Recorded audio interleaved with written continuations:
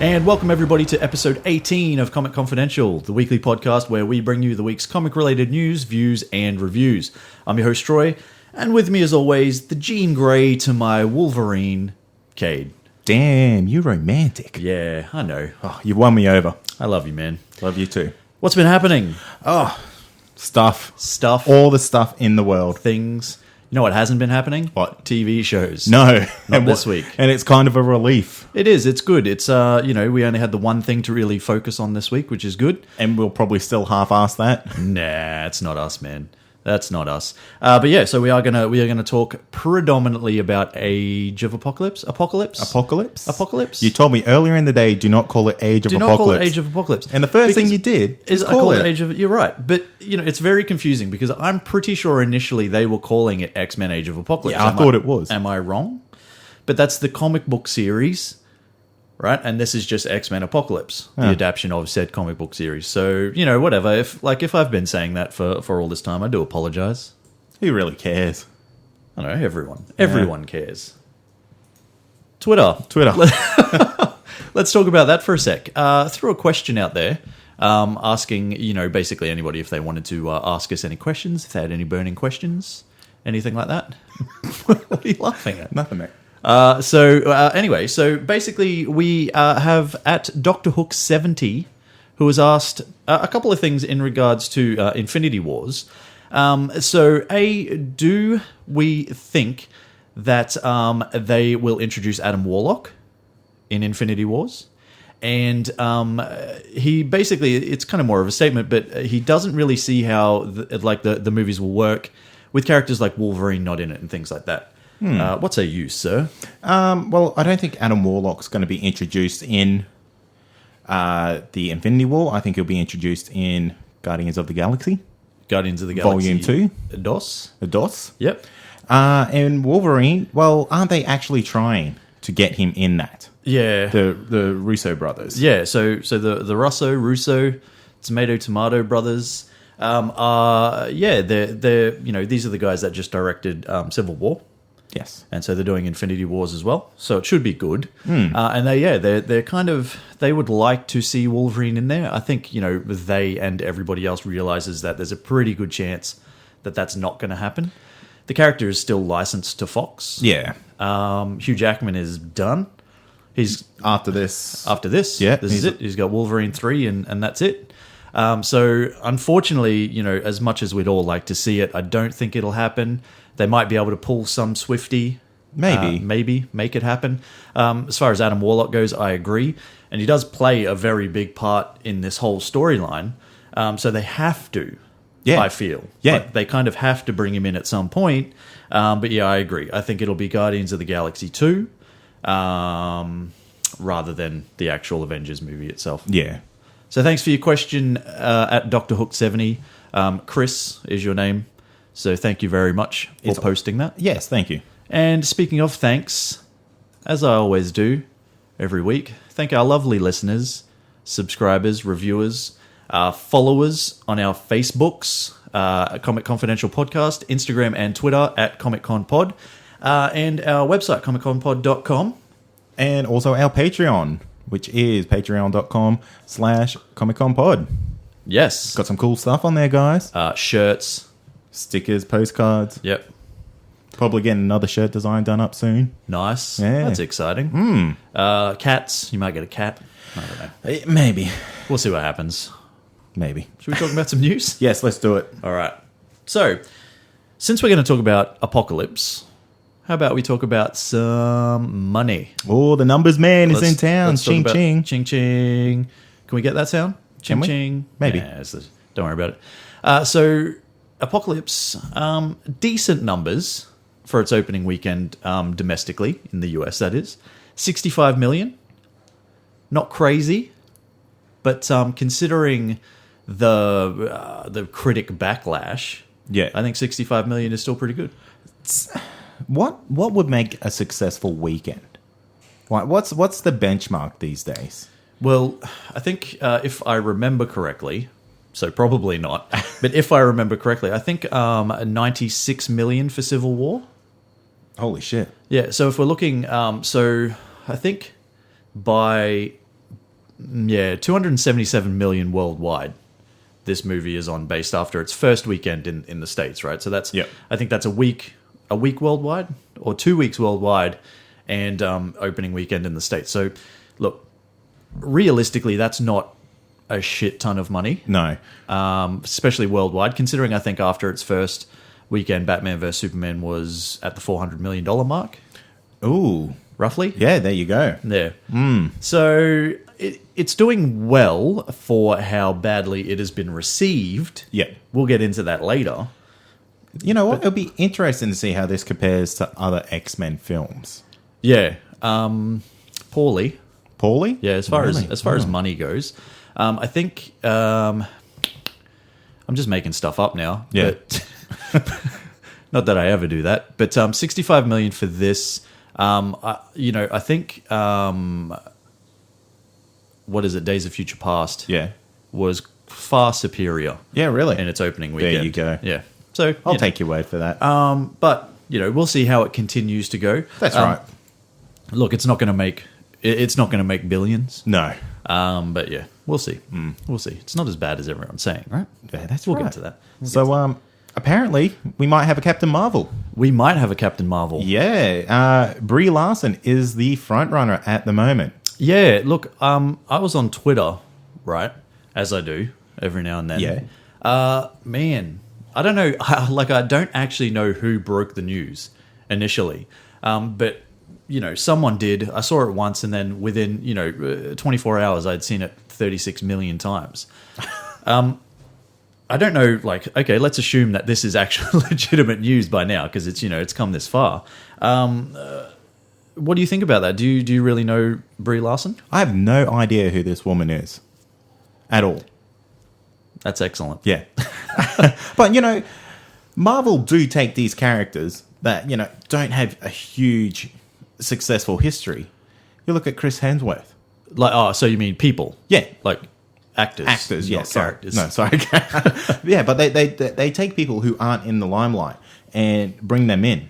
Yeah. There's no expectations then. Yeah, that's true, I suppose. And I guess you could say that for pretty much everybody, maybe aside from Anthony Hopkins and maybe Robert Downey Jr. Well, although this is the Iron Man was the movie that brought Robert Downey Jr. back into the forefront. Yeah, that's right. So, look, she's an Oscar winner. Oh. She won an Oscar in last year or this year. I get really confused with the Oscars because it's like the 2015 Oscars, but I think they play them early 2016, but it's for movies released the previous season. I don't know. Yeah. I honestly don't know. I get you. You get me? Yeah, I get you. But she won an Oscar for Room, which I'm looking at you with your blank expression you have not seen. Sounds riveting. It is. It's based in a room, so that's good. She was also in Amy Schumer's Trainwreck, which was pretty funny. Haven't seen it? Nah. Oh, man. 21 Jump Street. Ah. Yeah. Still don't know who she is. That's excellent. And the only other one that you might care about would be Scott Pilgrim versus the World, but neither of us has seen that movie for the longest time. So, yeah. Anyway, do me a favor and go and check out who Brie Larson is.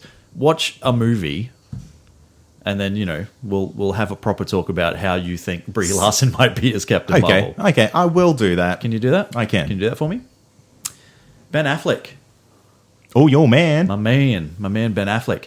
So there is a story going around, and look, it is take it as you will, because it's based on some comments he made in an interview that he had back in March or something like that. So just for some not a random publication, but it was just a random interview.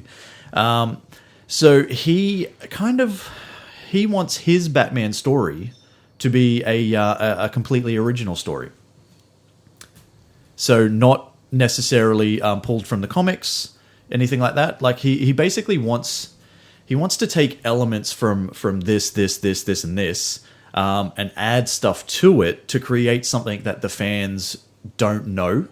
Right. So something sort of, completely original. So what do you think about that? I don't hate the idea. I think it's interesting. Yeah, I think so. A lot of people are kind of they're looking towards Okay, so you know how the news was released that it's going to have a very, like a massive rogues gallery of villains in this movie, right? So everybody's thinking it might be, like an Arkham Asylum setting, like that sort of thing. Right. Yep. So, either way, like whatever they do, it should be good. Ben Affleck as Batman and Bruce Wayne was great in Batman vs Superman. I've said it a million times. Ben Affleck's great in everything he does. That's right. And, we saw a fantastic, unique approach to him in the Batman vs Superman. So, yeah, I don't mind them continuing that on with his origin story. Yeah. So, we'll see what he does. I would like to see some sort of original story. I don't think, you don't want to... This is a character that the world loves. Every single person in the world just about loves Batman. Yeah. So it's not something that you want to fuck with, for lack of a better word. Yeah. But, why not give it some originality? Let's be real here. Okay. In the Batman movies, we don't actually see, apart from the Nolan series, you don't see a huge insight into how he became the Batman. They all have the generic parents got shot, fell into a well, surrounded by bats. Yeah. And that's pretty much it. And now he's Batman. Yeah. So you mean more like a Frank Miller year one type, sort of thing. Yeah, yeah. Well, I think we've discussed this before, that it's probably going to be in the years leading up to Batman vs Superman. So it's going to start and sort of fill that gap from when he becomes Batman to when he becomes old man Batman, basically. So we'll see what happens. We will see. We will see. Kind of sticking with the Batman theme. Yeah. Jeff Johns has announced the Justice League movie name. Ooh. What is it? Drum roll. It's going... Can I do that? That's all I got. It's going to be called Justice League. Cool. Yeah. How original is that? That's... look, and... That's it's actual news. It is news. We now know what the movie is going to be called, and I personally think it's refreshing in the sense of it's exactly what it should be when you're announcing the Justice League. Yeah, it's just like, what are you going to call this movie? Justice League. What's it about? The Justice League. You know what I mean? Like, it's no frills. Yeah. What do they stand for? They're a league that stands for justice. But look, I think it's good. It doesn't confuse it. It's they're not trying to go Batman vs Superman: Dawn of Justice. Yeah. In the sense that it, what does that really mean? Obviously, it means that it's Batman versus Superman, and it's the dawn of the Justice League. Yeah, but you know what I mean. Yeah, actually, that's probably just for the your standard moviegoer. Yeah, do you think so? Yeah, absolutely. It's just. This is a Justice League. It's nothing else. Yeah. So, go see it.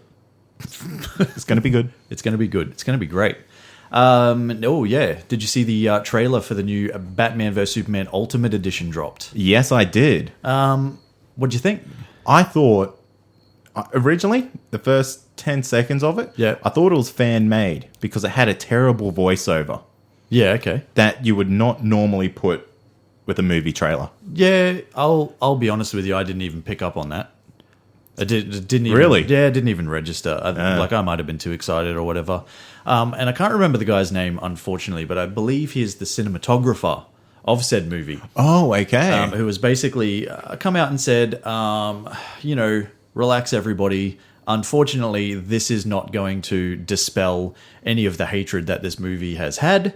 It's not really going to change the overall, scheme and feel of things. Haters are still going to hate, basically. Wankers. Well, yeah. They told us it was going to fill in all these extra plot holes. That's true. But, are you not going to go watch it? Of course I am. Or buy it when it comes on Blu-ray or whatever? Going to throw all the money at it. All of the money. Yeah, me too. Except I did have one, thing to complain about this trailer. If you haven't seen this movie, this legit almost shows you scene for scene what happens all the way through. Yeah, that's fair. I think they're probably a lot. Look, I think they're probably playing on the fact that most people have seen it. Yeah. As they played the movie towards fans anyway. But, yeah, whatever. I'm still going to watch it. Yeah. I'm going to watch the shit out of it. It's going to be the best. Right.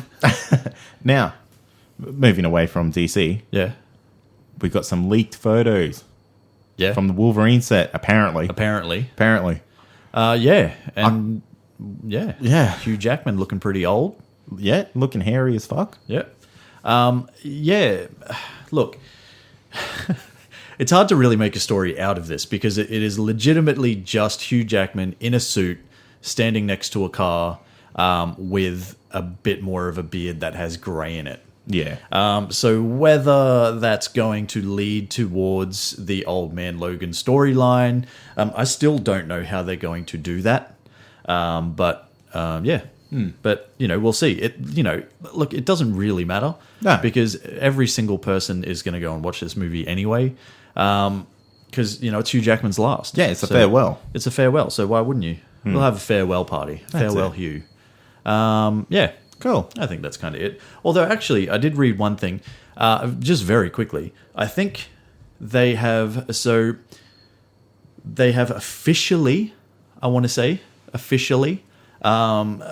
said, now I did get this off the internet, so that's officially, Thor Ragnarok, right, should lead into World War Hulk or Planet Hulk.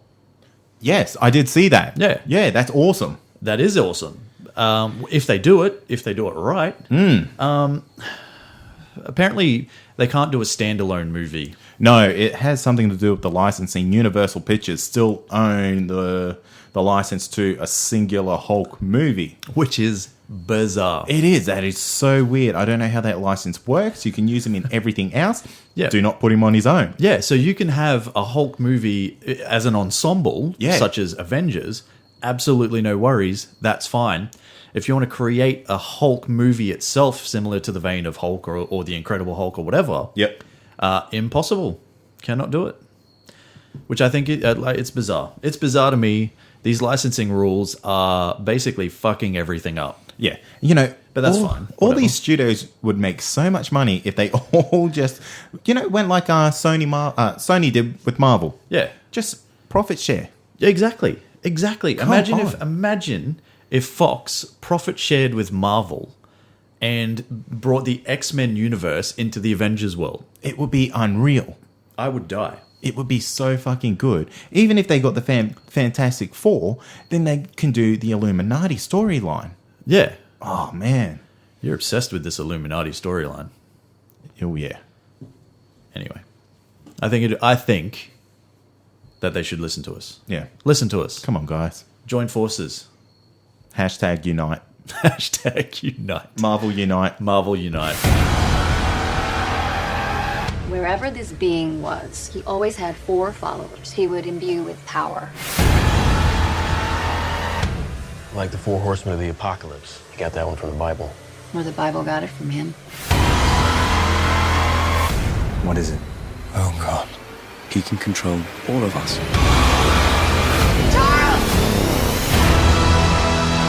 The world needs the X-Men. That's why I'm here. To fight. Not all of us can control our powers. Then don't. This is war. Everything they built will fall! And from the ashes of their world, we'll build a better one!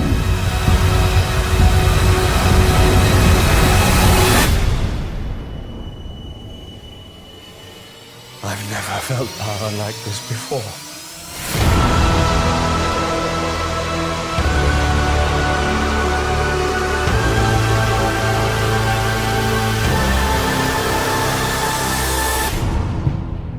And this week it is all about X-Men Apocalypse. No TV shows, no comics, unless you haven't heard episode 4, which we also spoke about X-Men Apocalypse, whether it was going to be good or not. Yep.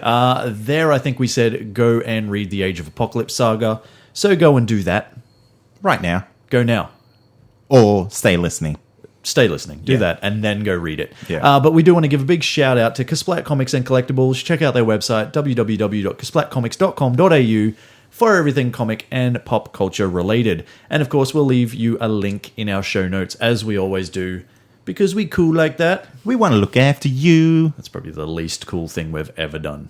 Those two voices just then. That you've ever done. Whatever. before we get into our pros and cons, we need to answer the question that seems to be on everybody's lips. Is this the worst X-Men movie ever? Fuck no. Fuck no. Hell no. So why did all the critics hate the movie so damn much? Let us read you some quotes from reviewers detailing how badly they hated this movie. Man, did they hate it. So many hated it so bad.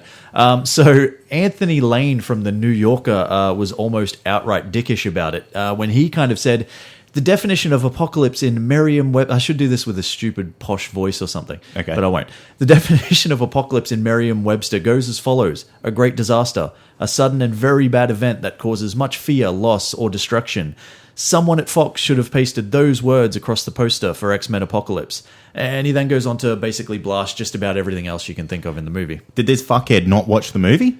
Well, obviously he did. Is his opinion...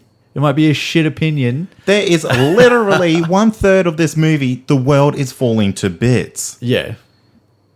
But do you get what he's saying? Anyway, move on. The Hollywood Reporter thought it was overstuffed. Mostly, it just feels like a bloated, ambitious attempt to shuffle as many mutants and specially gifted characters as possible into a story of a resurrected god ready to take over the world. Which I think was, it was one of the biggest, negative responses in regards to this movie, is that it was trying to force too many mutants into the scene. Yeah. Have you seen X-Men: The Last Stand? Fuck me, that is a lot of mutants being jammed into a movie. Can I say, and I checked this out before I got here, X-Men: The Last Stand, right? Rotten Tomatoes, 58%. Right? Yeah. X-Men Apocalypse, 44%. Oh. 44%.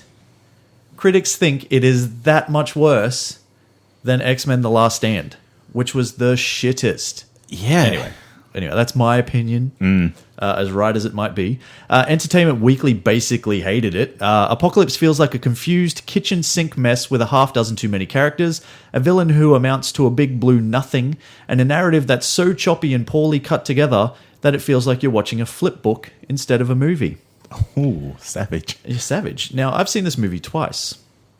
That's rare. That is rare for me. I try to see every movie at least twice. Most of the times I don't get there. So I've seen this movie twice. Didn't feel like a flip book to me. No. Fuck you, Entertainment Weekly. Yeah. EW. Well, Time Out New York took offense at the writing. The script is just nonsense, comprised entirely of sarcastic asides, pretentious gobbledygook, and insider references that only the faithful will appreciate. Really, a comic book that has insider jokes. What? Oh, what? What is portentous gobbledygook? Time Out New York. Yeah. Whatever. So only the faithful will appreciate. Guess what? We are the faithful. Yeah. We do appreciate it. Not everybody does. That's fine. We're not here to just, throw our opinions out there, right? That's never what this show's been about. Possibly the only one I can agree with, though, IndieWire has said, kind of asking for character depth. If only these characters were allowed to be as complex as the ideas they fight for, Apocalypse could have represented a new beginning for superhero cinema. So I think that's stretching it a bit. It's not, because, and look, and we're going to talk about our pros and we're going to talk about our cons. So we'll cover a lot of this later. It's just there were a few characters that didn't get a chance to shine that I thought should have. But we'll get there. We'll get there. And we also put a poll on Twitter asking whether you loved it, hated it, or straight down the middle. 57% of the votes for meh. Because what was it? Loved it. Loved it, hated it, or meh. Meh. So that's kind of didn't hate it, but it was okay. Yeah. Would you see it again? Meh. And that's it. That's the answer. But that's good, and that's what we want to hear. We want to hear what you guys have to say. That's right. So, pros and cons. Pros and cons. Do you want to go first? Okay. I'll go first with some of my pros. Okay. Some of my pros, and then you can come in with some of your pros. Okay. Or do you want to start with cons and then finish on pros? Ooh. Finish on a good note? Nah, we'll go pros and cons. Yeah. So, if we're going to talk about praise, and we're not going to talk about the movie in the sense of we're not going to break down the movie. We're assuming you guys have seen it by now already. We're not going to tell you what the storyline is or anything like that. We are fully assuming that you guys have seen this already. If you haven't, spoiler alert, definitely. Yeah. Big hashtag spoiler alert in all caps. Because we're not going to hold back. So in it. That's right. All right. So for me, the biggest pro I think for this movie would have to be once again, because it was the same with Days of Future Past, Quicksilver. Man, scene stealer. Absolutely. Everything that kid touches just turns to gold or silver. Yeah. Whatever. Yeah. You can really and the best scene is the scene at the Xavier Mansion when it's exploding, by far. And you can tell that they spent a lot of time doing that. Yeah. Well, didn't you say that took 3 months to film that 3 scene? months, yeah. Look, I always do this. I always do it. The kid who plays Quicksilver, whose name I can't remember. What is that kid's name? American Horror Story. American Horror Story kid, yeah. Yep, him. He spent more time on set than anyone else because of that. Right. But I think it shows because that scene was fun, man. From the time that he rocks up, and you don't even really sort of know what's happening. It's just all of a sudden you see the speeding car and it just slows down, and there's a little bee and it's like flapping its wings, little bee wings. Yeah. But everything just slows down, and he's just standing there. And then "Sweet Dreams" by the Eurythmics starts playing. So good. And then he just kills it. But it's not just that. It's like the scene where he fights Apocalypse as well. You don't even realize it's happening. Again, Apocalypse is just standing there. All of a sudden, everything slows down, and bam, Quicksilver comes out and just starts laying into him. That's it. I listened to a couple of other podcasts, right? Yeah. And spread the love. Yeah. And no, because these people hated the Quicksilver scene. Really? Yeah. They said it was just the same as the last movie. I know. Look, I don't I don't know how you can hate this scene. How can you hate what this is? It's fantastic. The way it's just the way. Like I guess on a base level, I can understand what they're saying because it effectively is like the kitchen scene or whatever it was, the escape scene from Days of Future Past. But I'm not just talking about that scene. I'm talking about pretty much everything this kid is in. Yep. But B, this scene was in a similar vein, but brilliant. Yeah. It's just like everything. The way he sort of interacts with the people that he's saving, running out with the little pizza dog. Yeah. Like that sort of thing. Like, it was just funny, man. Whatever. That's fine. Look, you don't have to like it. Each to their own. Each to their own. That's exactly right. That's what podcasts are for, man. Yeah. For expressing opinions. That's right. As wrong as they might be. So that for me, that was one of the big highlights. Quicksilver. Apocalypse. I actually really enjoyed. Okay. As you know, a lot of people were quite upset with the look initially and all that sort of stuff. I think everything they did. I think the origin story was great. I think the way that whole sort of initial act played out was really good. His powers. I think the way the way they did his voice. Yeah. In the sense it was like sort of voice over voice over voice. Yeah, yeah. You could tell it's almost like all those souls were speaking at once. Yeah, and they kind of if I remember correctly, they got Oscar Isaac to record the same lines in different levels. Oh, right. So they could just play them over the top of each other and have that effect. That's cool. Which I think is really good. So I've got a lot of praise for Oscar Isaac's Apocalypse. Yep. I think, he was, while the final battle wasn't everything I wanted it to be, and I'll get to that, I think everything that he portrayed was done really well. And I've got to give him praise, Oscar Isaac. Have to give James McAvoy and Michael Fassbender praise as well, again, for, Professor X and Magneto. Yeah. They were really good. I think the way they played out the tragedy of Magneto. So this is a guy that, it really doesn't matter what happens to the timeline. this guy is going to cop some shit. Whether it's, I think initially like it was his family that was taken from him and all that sort of stuff. Like his parents in Auschwitz. And now it's his wife and his daughter who get killed by a single arrow. Like that whole thing, that whole scene in particular was quite powerful for me. I thought that was really good. Yeah, definitely. This guy's just to be fair, he has killed a lot. Well, he has killed a lot, and you can kind of say, he's a bit of a dick because he's killed a lot of people. But the guy's been through some shit, man. Yeah, and it's good story writing, in my opinion, that you can empathize with this mass murderer. Well, effectively, yeah, that's a very good point. It's a very good point because, he has done some bad stuff, and you kind of like James McAvoy. How many times are you going to give this dude a chance? Because every time you do, including in the future, every time you give him a chance, he does something stupid. And I know he's got his reasons, and he believes that those to be the morally the most upstanding reasons to save mutant kind, but. Sometimes you just got to stop killing people. That's right. Just every now and then stop killing people. But I really like the way they played that out, and I really enjoyed Fassbender's performance. Yeah, as a whole. Also like the introduction of the new crew. Now I'm not going to go through people's actors' names because I'm fucking terrible at it. But I'm talking in particular Cyclops, who I do know is Ty Sheridan, Jean Grey, who I do know is Sophie Turner. As much as I hate Sansa Stark from Game of Thrones, Sophie Turner was fine. She was good. Nightcrawler, Jubilee, Storm. Yep. All of these kids that they're bringing in as the kind of the next generation, the New Mutants or whatever, I think is really good. I think they all did a pretty good job. Have some issues with Sophie Turner's acting. Which, really? Just a little bit. Which I'll get to later when I talk about my cons. But I think it's really cool, and I think the fact that we got to see the comic book, well, as close to comic book accurate suits as we're ever going to see in this type of film. Towards the end, at the very end actually, when we also see the Danger Room for what is, I believe, the second time after that movie that doesn't count. X-Men: The Last Stand. So comic book accurate suits. I love the fact that they gave Cyclops his visor.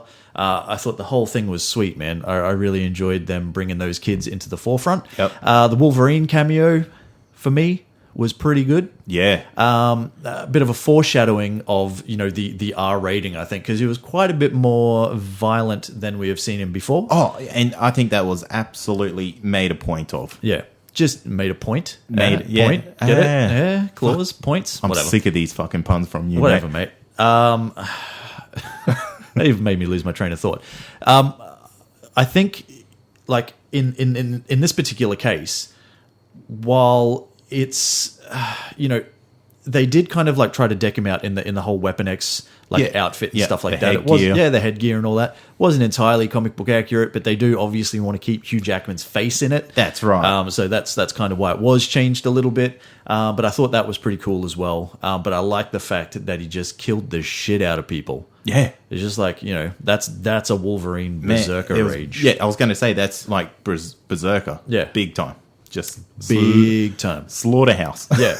While I did have a couple of issues with the final battle, as I said, and as I will discuss, I think the way they played out, and like I said, I've seen this twice now, and over two times, it still felt like I will be honest with you.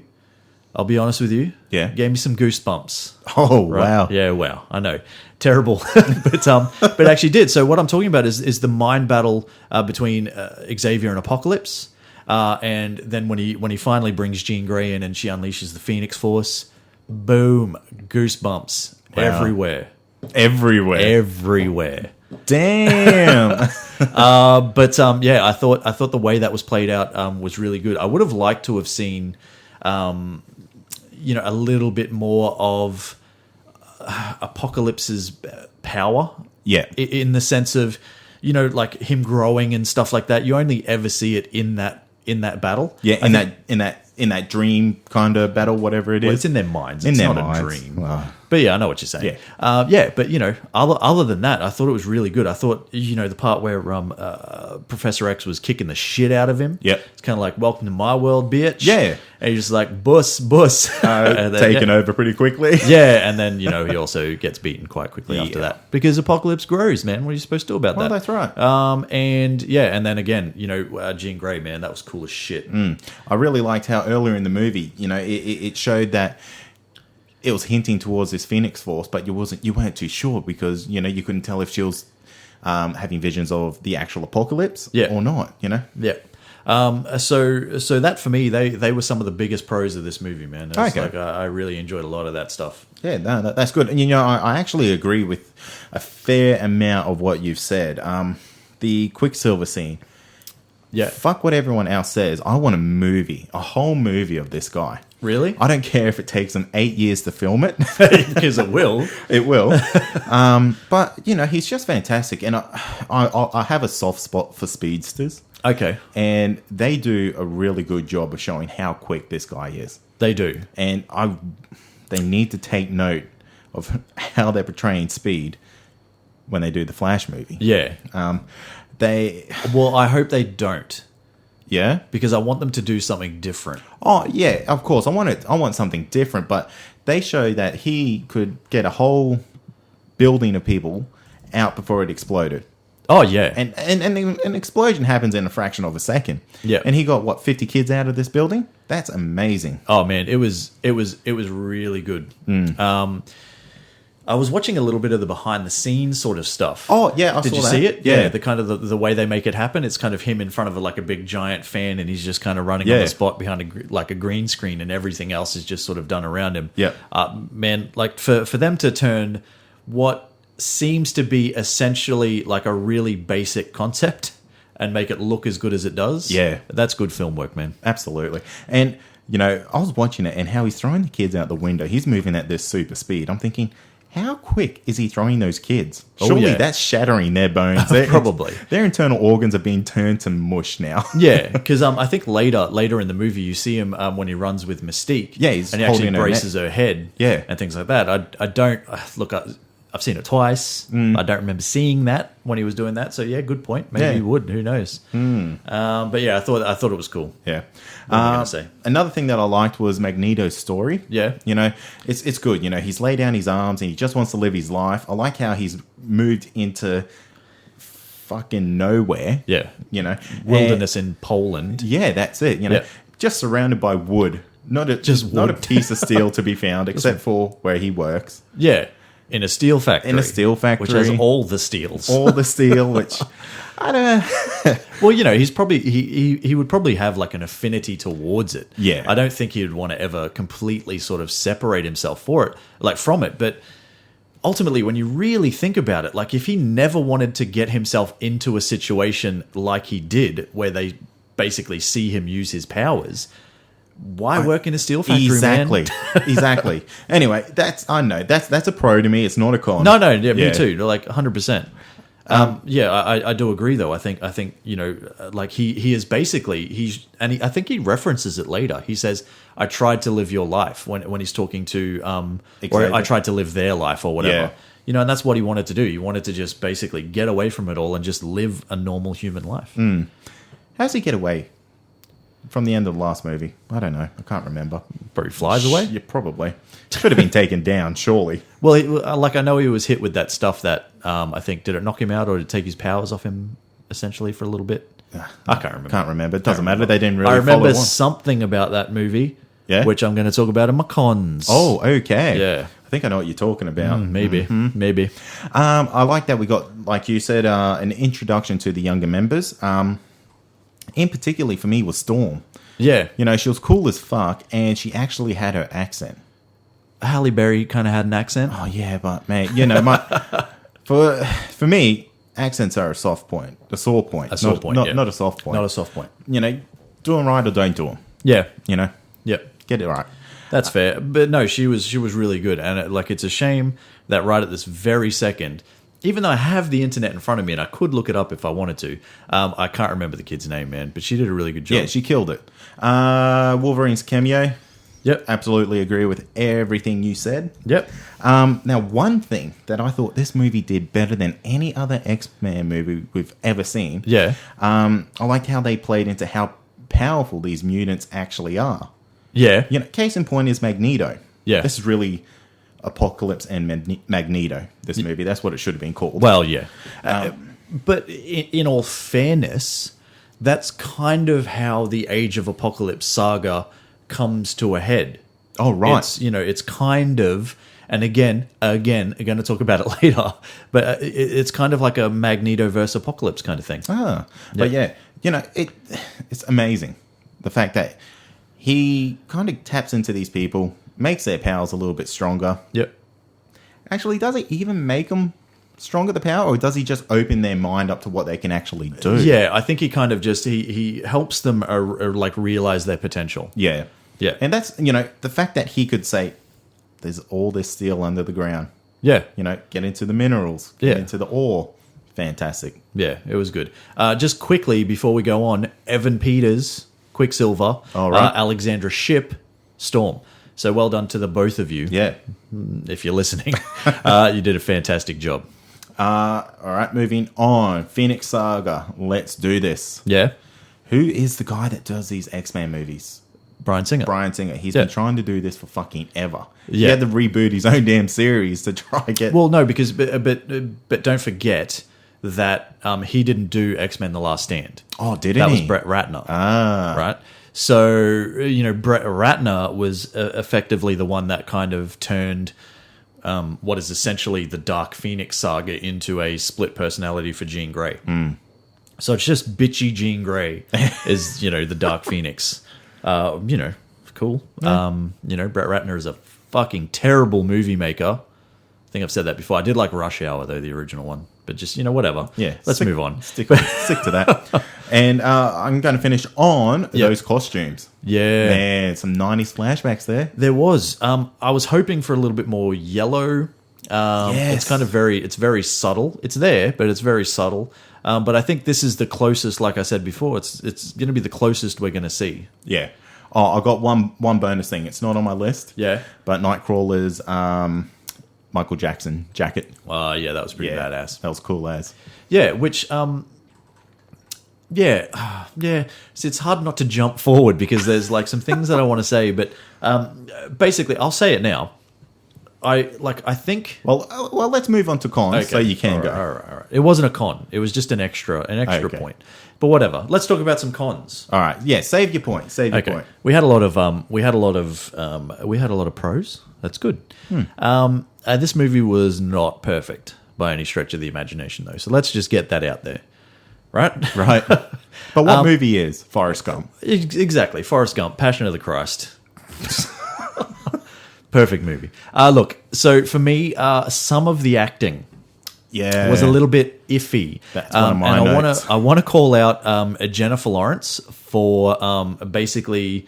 You ever seen Jackie Chan like basically just Wing Chun his way on one of those like wooden dummies? Yeah. Yeah. Jennifer Lawrence was the wooden dummy. She basically just stood there and didn't do much. Oh, this is my line. I'm going to say it. And it's kind of like, because I watched this, I wanted to rewatch it. So, right before we record it. So I watched it the day before we're recording this. So that would be yesterday. Fuck, that's a long way of saying that, mate. So I watched it yesterday and, you have to wait for the longest time to actually see her as Mystique. Yeah. And it's kind of like either like Bryan Singer or the producers or whoever are like, we need more Jennifer Lawrence face, right? Not covered in blue.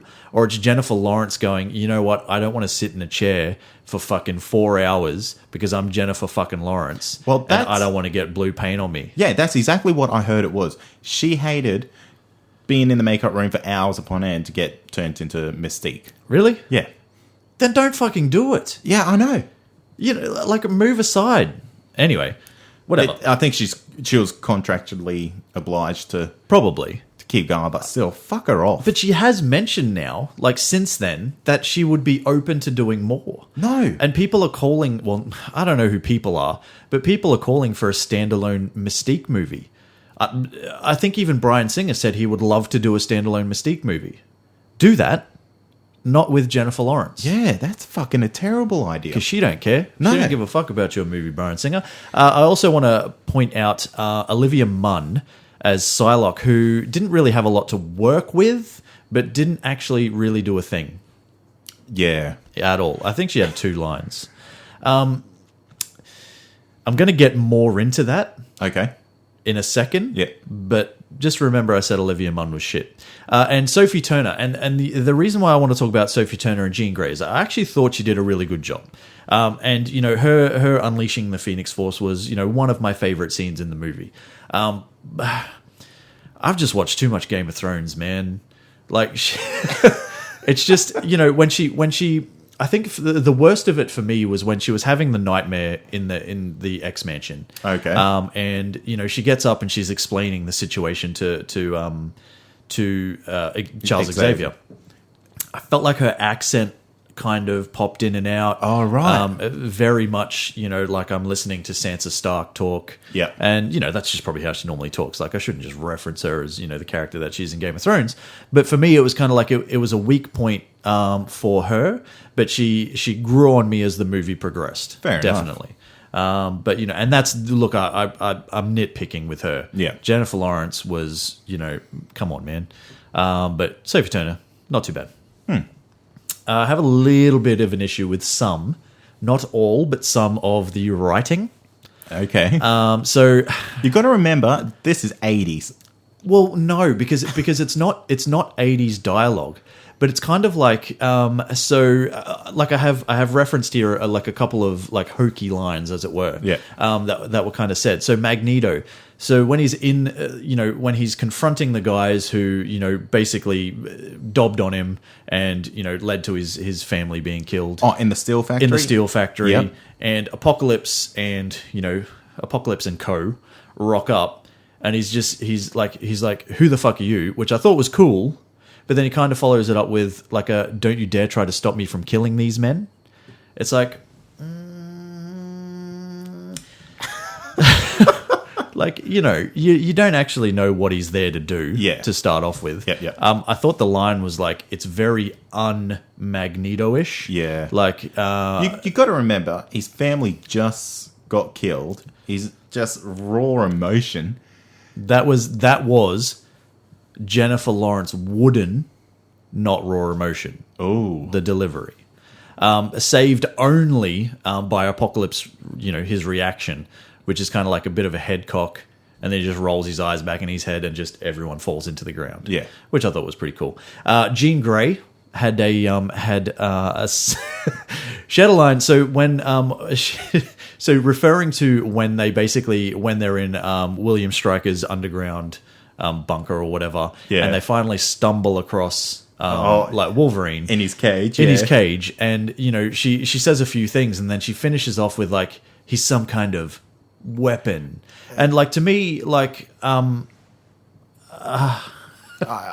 do you know what I mean? Like, I threw my hands I'm not up, the I was only like- person that has said it, because you don't have to reference the fact, you know, I know you're trying to shoehorn in like a Weapon X reference. Yes. They actually call him Weapon X like 3 lines later when they say Weapon X has, you know, escaped, Yeah.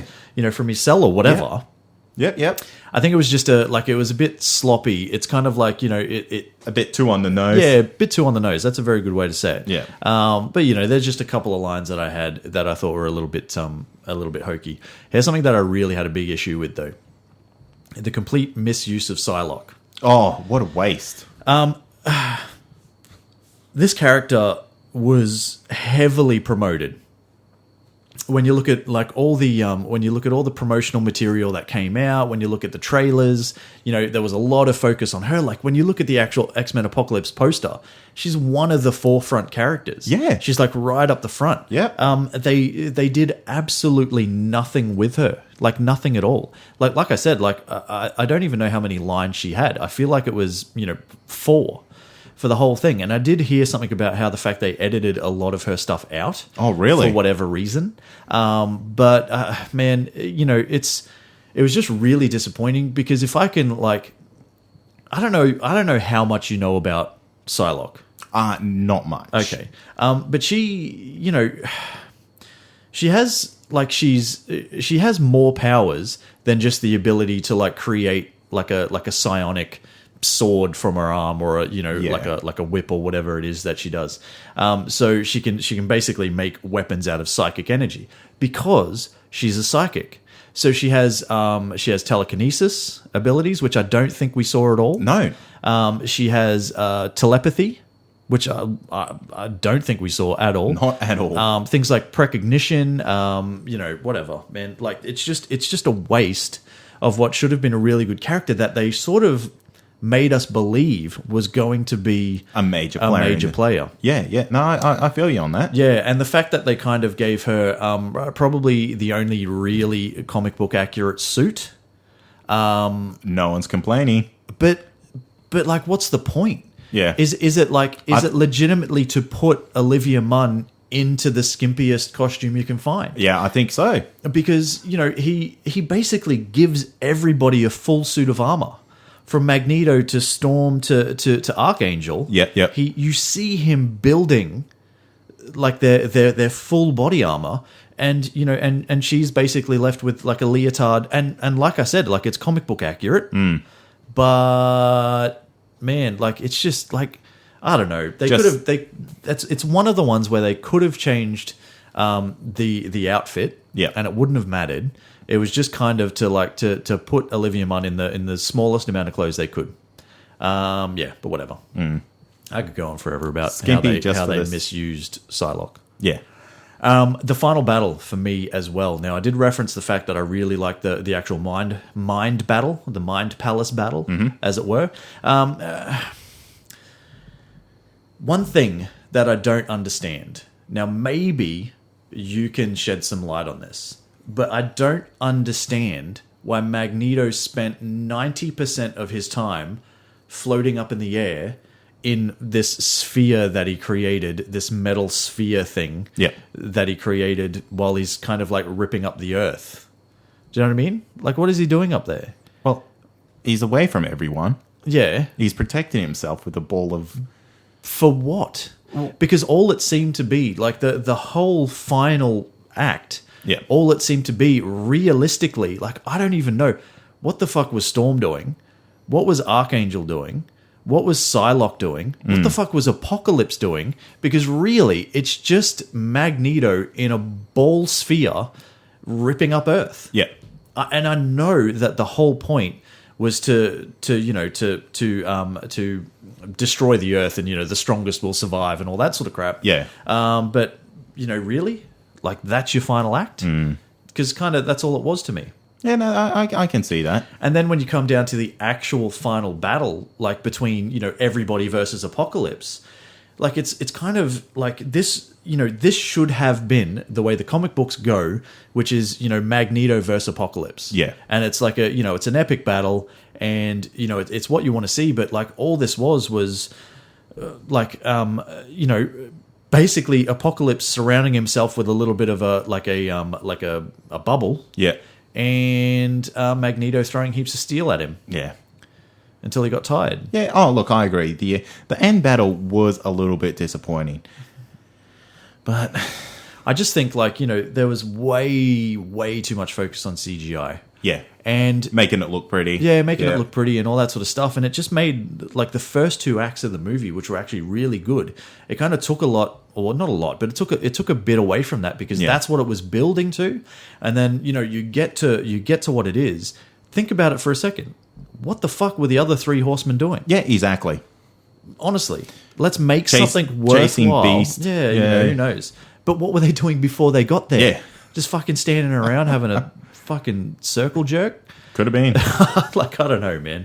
But look, that for me was a big letdown. That was a big letdown. Psylocke for me was probably the biggest letdown. Maybe second only to Jennifer Lawrence's fucking terrible acting. But the end scene, too much CGI, not enough meaningful battles. Yeah. You know, we needed to see a lot more of like people versus people. Like, let's make it fucking mean something. Yeah. No, I feel you. All right, well, let me get into some cons. Yes. And, you know, I'm going to try to avoid as many double-ups because, you know, a lot of the concerns that you had, I had as well. Yeah, so just go for it. Jennifer Lawrence, yeah, she just straight up didn't want to be there. Mm-hmm. And you could see it on her face in a lot of these scenes. It's just like, why the fuck am I even doing this? Yeah. Get the fuck off. Go. I don't want you here. No one else does. It just, honestly... Just fuck off then. Yeah. You know, the huge lack of Mystique as Mystique. Yeah. Why bother? Yeah. Why bother? Well, and they got her in there as a mentor for the X-Men. Yeah. You know, you're talking about cheesy lines. Yeah. There's one that she delivered. You're no longer students. You're X-Men. What's wrong with that? That's cheesy as fuck. But they are no longer students, and they are students, X-Men. mate. And she does reference earlier where she said, like, yes, you know, on my first mission, I went in with my friends, and we called ourselves the X-Men, but now all of them are dead except myself and Beast. You know, so it's kind of like, you guys are X-Men now, and they're like, oh fuck yeah, we're X-Men. I shouldn't be defending Jennifer Lawrence, but you know, no. But I get what you're saying. Yeah. All right. I've got something about Apocalypse I didn't like. Okay. Kind of seemed like he wasn't really looking for the most powerful mutants. It was just the first 4 that he kind of ran into. That's fair. That's actually very fair. And to be fair, I don't know if I missed it in the movie or not, but I don't know if he's actually looking for the most powerful mutants. No, I'm pretty sure like he does reference it. Because I know he goes to, what is it, that mutant dealer? Yeah, Caliban. Yeah. Yeah. And it's kind of like, you're not what I'm looking for type of thing. Yeah. And come on, mate. The first 4 you see, literally the first mutant you run into, you're like, come with me. Yeah. And maybe he saw something in Storm that we didn't see because... Like, if you think about the first time you saw her, it's when she was trying to be a little bit thievery. Yeah. That's even a word, but you know what I mean. So she's trying to hand it a little bit of thievery, and she, like, summons this gust of wind to distract the people while she steals the money, only to be found out straight away, and then they chase her down an alleyway. Like, so that's the limit of her power at that time. It's like, gust of wind. And it's like, hey, I see potential in you. You can make... fucking rain clouds now. Yeah, look at make you some go. lightning. But makes sense. Find Psylocke in the same vicinity. Yep. Come on, out of the whole world, your 2 most powerful people that you're looking for just happen to be right there. Also, like just on that point, there's a part where I think Psylocke is like, I know where to find them. Yes. Is that a part, like, are they referencing, like, her ability, like, her telepathy or her precognition or something like that? That's a good point. But without actually referencing it. Yeah. Because I think if memory serves, and don't hold me to this, anyone, but if memory serves, I think Caliban actually has the ability to, like, he knows where other mutants are. Okay. So I thought he would be the one that would actually know where to go. Yeah. But maybe they've been talking about it. She's been going through his notes on his phone, his little notes app, and just saying, oh, look, okay, yeah. They're over here. Yeah. Magneto's just down the road in Poland or whatever. Yeah. But yeah, it felt like it was a shortcut for the sake of being a shortcut. Yeah. Well, think about it. Like, she takes him to find Archangel. Yeah. Who just got his ass kicked by Nightcrawler. It's like, this is the best fighter I know. No, it's not. So, and they're all in that same area now that you mention it. The only one who isn't is Magneto. Well, okay, no. So he finds Storm in Egypt, obviously. But then he finds everyone else in Germany /Poland. So very close to each other. Yes, Yeah. you're right. Yeah. Yeah. Bit too convenient for my liking. That is a very good point, actually. I didn't even really think about it. Yeah. But yeah, that's a good point. And the fact that the most powerful mutants all seem to be children, basically. Yeah. Yeah. Maybe it's because they're easily influenced, who knows. Possibly. But, yeah. Moving on. Psylocke, I agree with everything you said. Heavily promoted, incredibly underused. Yeah. There was actually a bit of controversy with her just standing around doing nothing. Really? Yeah. Like, it was like, why bother? I like why are you even here sort of thing. Yeah. At Auschwitz, standing there in the skimpiest outfit that anyone can ever wear. Yeah. That caused a huge amount of controversy. Oh, that makes a lot of sense. Yeah, you know, come on. Just put some pants on. Yeah. Dude. It's pretty disrespectful. Yeah. And yeah, the fact that she's just kind of standing in the background doing nothing. Yeah. It's like you didn't actually need to film that. Well, and isn't it like wasn't she saying that she did all of her own stunts, but they actually had stunt people doing her stunts? Really? I'm sure that's another thing that I heard where she was basically saying, "Oh, yep, did all my own stunts. You know, everything you see on screen is me, blah blah blah." And I think someone came out and actually said, "Well, actually, we did a lot of that." Whether that's true or not, I don't know. It's the internet. It is. Could be anything. One thing Yeah. that I noticed, and the movie was set 10 years in the future from the previous movie. Yeah, and no one aged a bit. No one aged a bit. There wasn't really any reference to it. No one really touched on the point that, hey, this happened 10 years ago. Yeah. This is now evolved. We're better. Blah, blah, blah. Yeah. Yeah, actually, yeah, that's fair. Like, they never really spoke about how mutant-human relations have progressed since then, yeah. Yeah, it's still like, you're Class A, we're Class B. Yep. You know? Come on. That's a pretty big thing. Yeah. That's a pretty massive thing It's a massive in the thing. history of, that world. Yeah. And for it to just be swept over and say, oh, it's 10 years later. Yep. Fair. Yeah. Fair. This Yep. is a massive point. Okay. And Hit me with it. now, why didn't Apocalypse just turn everyone into dust? Did he turn anyone into dust? Well, he put the people in a wall. Yeah, which he did to Cyclops. Yeah. Oh, And he also did the same thing to Quicksilver. That's how Yeah. he stopped him. Yeah, but he actually killed the people in Egypt. Oh, I guess, so why didn't he just drop them into the ground? Exactly. Yeah. You know, this guy... Look, I understand that all mutants are his children, Yeah. but surely you'll get rid of the few who want to kill you. Yeah. Because, I mean, he wants to build a world of the strongest. Yeah. So you're going to kill other mutants anyway. You're probably going to at Yeah. some point. Yeah. Not every mutant will survive. No. So why not just off these 6 people that are fucking up your day? Yeah. Like, just like that. Well, like Mystique dead set just like hacked at his head with a samurai sword. Yeah. And like tried to cut his head off, and he's like, "Oh, I'll try to choke you for a bit, Yeah, just- until I get Professor X's like his attention, where I could just drop you in the ground." Yeah. Really underpowered him. That's fair. Yeah, you're right. He could have done a lot worse then, based on what we had seen previously. Exactly. Yep. So I guess what's that? Inconsistency? Yeah. Lazy writing? Yeah, it's kind of like Arrow, where, one guy can beat one guy one week, and then the next week he's getting his ass kicked by someone lesser. Yeah. Yeah. And, not to say that it was all bad. They kind of need to do some of these things to progress the story. Of course. But the fact that those are pretty big things, they need to do that. Stick with it. Yeah, that's fair.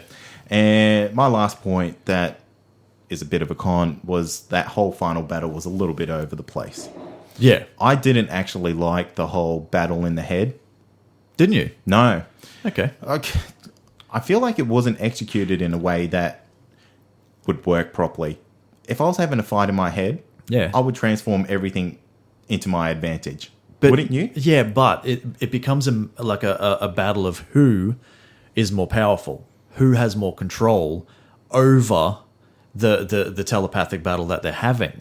So while it's basically testament to how strong Charles Xavier is mentally to be able to hold off effectively Apocalypse in this thing. I think it shows, I think it shows a couple of things. So it shows like I said, it shows how strong Charles Xavier is. It shows how strong Apocalypse is to be able to maintain that battle while also maintaining his battle with externally. Everyone. Yeah. Because Charles is just having a sleep. Yeah. And, he's having this mind battle. Apocalypse is actually fighting every other dude out there and still having this mind battle. Yeah. But it also shows, it gives us like a, I think Professor X says it where he's like, that's why you'll lose because, you're alone, I'm not sort of thing. And like Jean Grey comes in and, kicks the shit out of him. So it's a good, way to bring her in because that's her, the biggest part of her power. But I see what you're saying. Yeah. Yeah. But yeah, that's my cons. Cool. So pros and cons. So a bit of each way. Yeah. Like we said, not a perfect movie at all. At all. But yeah, we'll rate it. We'll rate it soon. A couple of random thoughts that I had. Yep. Just because they're not really cons or like pros or cons or whatever. Yeah, it's kind of open-ended things. Yeah, just open-ended things. Why the fuck didn't Quicksilver tell Magneto he was his kid? Yeah, I don't get it. They played it in the marketing. They played on the fact all the way through the movie. Yep.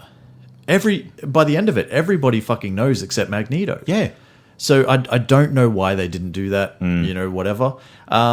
Here's the thing that I wanted to reference from Days of Future Past. Yep. I'm pretty sure Mystique actually saved Wolverine at the end. Yes, she did.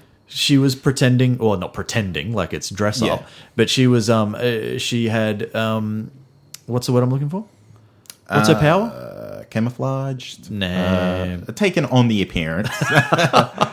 For lack of a better word. Yeah. So she had taken on the appearance of William Stryker, and, you assumed that she would have freed him at some point. So how did he end up back with William Stryker? That's the...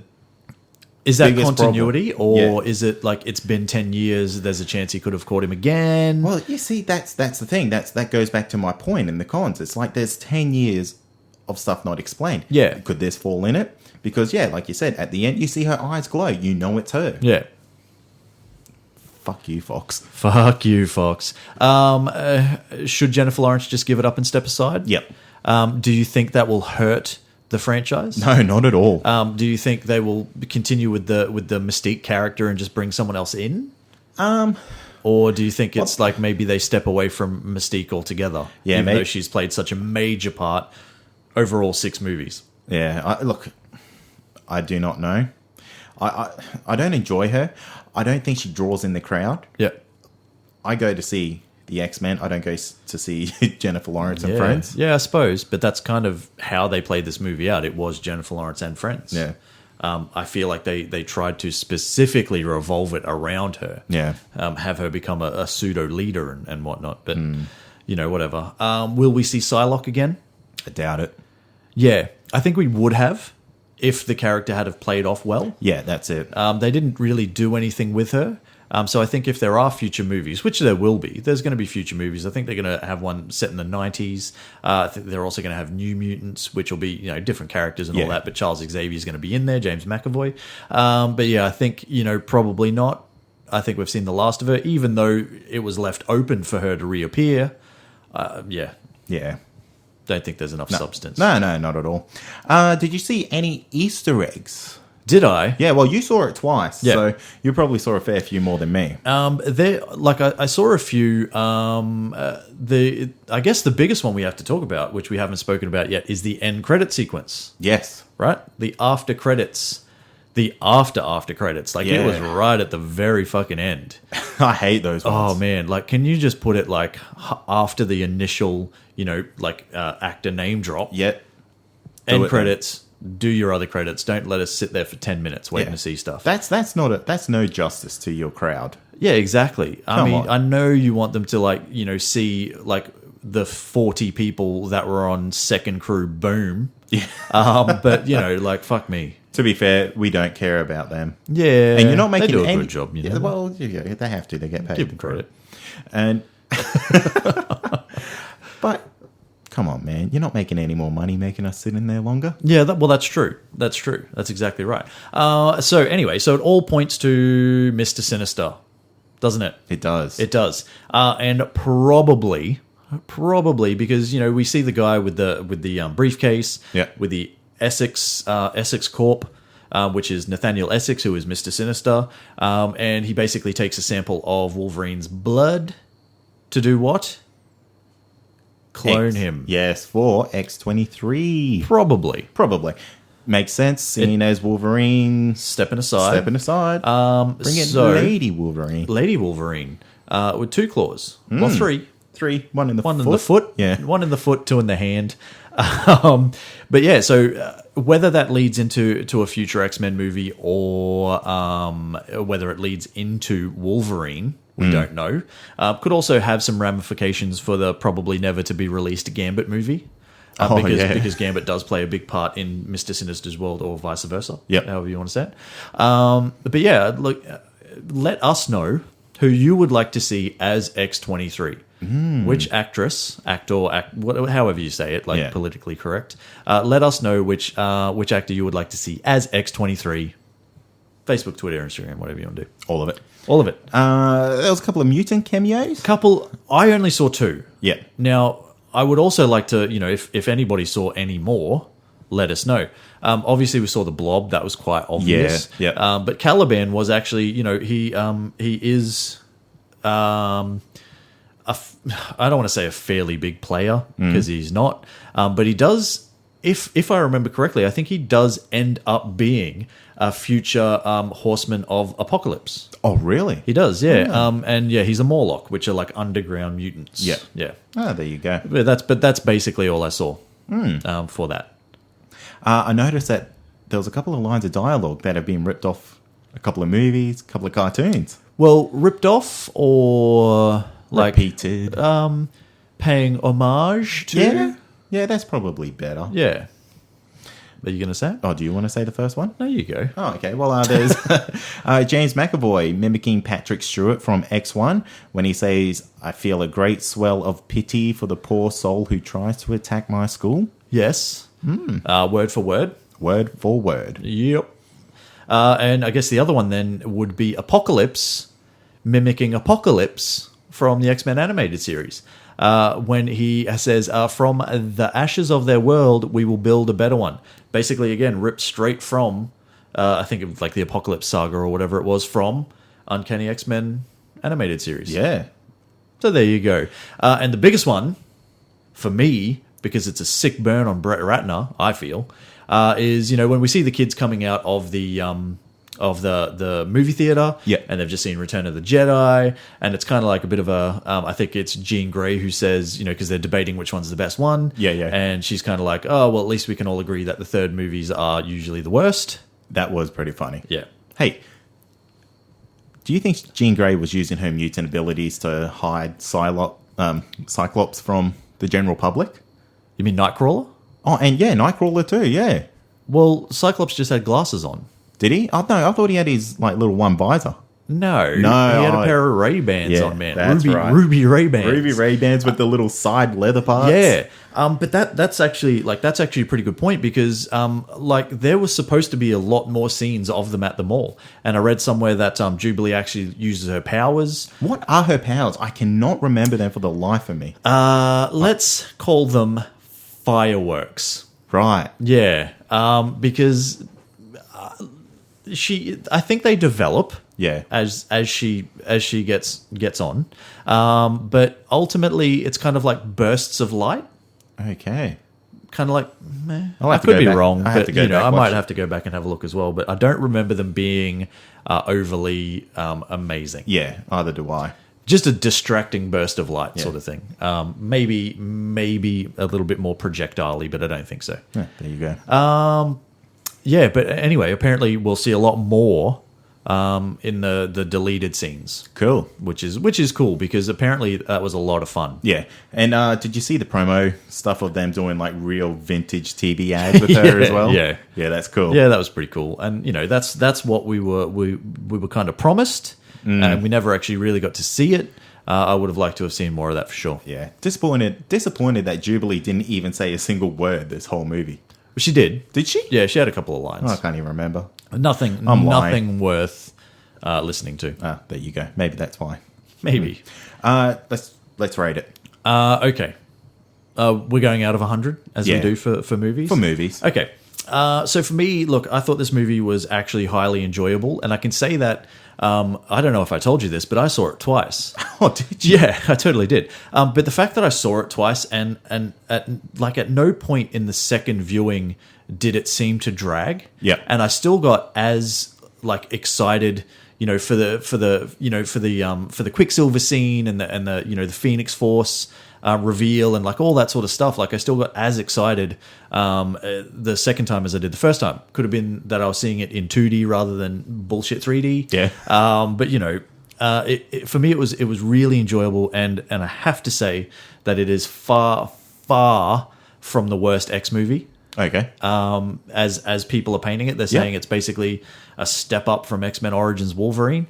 And fuck that, man. They're fucking full of shit. Because that movie was fucking terrible. Yeah. And this movie, by no stretch of the imagination, was fucking terrible. Not even in the same league. And, to say that this movie was worse than X-Men The Last Stand, fuck you. Yeah, fuck you, man. That one guy that probably said that. But, honestly, it wasn't that, it was nothing like that. I would put it, it's not at the top. Yep. But it's certainly not at the bottom. I would comfortably give it probably a third behind X2 and Days of Future Past. Yep. But I will give it. I'm going to give it an 80 out of 100. Okay. So solid 8 out of 10. Yep. People might think that's too high. That's fine, man. These movies are open to interpretation. It's like art. That's right. Everybody is has their own opinion and all that sort of stuff. But I enjoyed it, man. Yeah. I really did. So, yeah, it had its problems, but cool. Yeah. What about you? I agree. It was a great movie. I'm really digging how these X-Men are seeming far more powerful than the original timeline. Yeah, yeah. And, that's the way it's supposed to be, in my opinion. Yeah. Like you said, I think it's a super fun movie. The pacing worked well for me. A lot of reviews out there saying the pacing is off. I don't know what they're expecting. Well, fucking flip book, old mate from fucking Time Out New York or whatever said it looked like a flip book. Yeah. I mean, fuck you and your flip book. Yeah. I don't know how these people fucking have jobs. Yeah. But yeah, the pacing worked well for me. I'm going to say this movie, in my opinion, was just as good, like you said, as X2 and Days of Future Past. Yep. And I'm going to give this a easy 75 out of 100. Yep. Yep. Cool. So do yourself a favor and go see it again. Yeah, even just for that Quicksilver scene. Yeah, but don't give it the benefit of a second viewing. Yeah. And for the love of God, how many times do we have to say fuck a critic? Oh. And look, we're not, and fuck Rotten Tomatoes. Yeah, man, fuck them. And look, and we're not Marvel fanboys, we're not DC fanboys, we're comic fanboys. And, it's got nothing to do with either of the brands and who does it better and anything like that. This was a fucking enjoyable movie, man. Yeah. And that's all you really want. Yeah. I don't go to a movie looking to fucking critique the shit out of it. Exactly. I go to a movie. That was good. I enjoyed it. Did you fucking have a good time? Yeah, exactly. Did you want to shoot yourself in the face? That's it. Then that's a 7 out of 10. Easy. Well, that's how it works. 7 out of 10. That's middle of the road, good movie. Yeah. In my opinion. Yeah. Take it fair. or leave it. Yeah. I'll take it. Thanks. I'll take it, son. Look, that's pretty much it. That's going to do it, I think, for this episode. We'll be back next week, as we always are. Yep. Weekly. We try to. Thanks, everyone, once again for listening and subscribing and reviewing and just loving us in general, or, liking us, like platonically, or whatever it is that you do. We like you as friends. Yeah, just friends. Make sure you follow us on Facebook at Comic Confidential Podcast, Instagram and Twitter at Comic Con Pod. Don't forget, visit the website, comicconpod.com. And if you like the show and you want to contribute, visit our Patreon. That's patreon.com/ComicConPod. We also have links on the website. We do. Puppies for everyone. Puppies for everyone. I think. You said I'm pretty sure earlier. that's one of the perks. Isn't Yeah. it? Everyone can get one picture of my new puppy. Oh, I'm signing up. Yeah. Anyway, thanks once again for listening. As always, I'm Troy. And I'm Kade. And this has been Comic Confidential. Cheers. Peace. Fuck those critics. Fuck 'em.